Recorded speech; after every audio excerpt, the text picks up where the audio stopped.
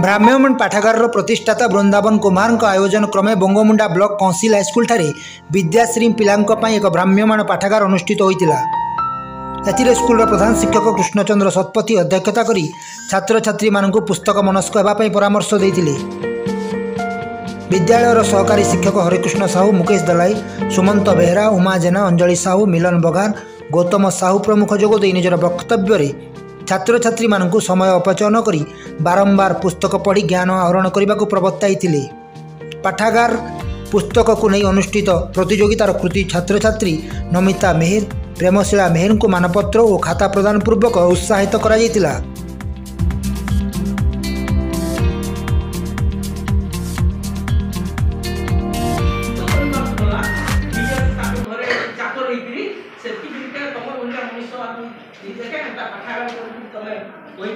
आग्रह हो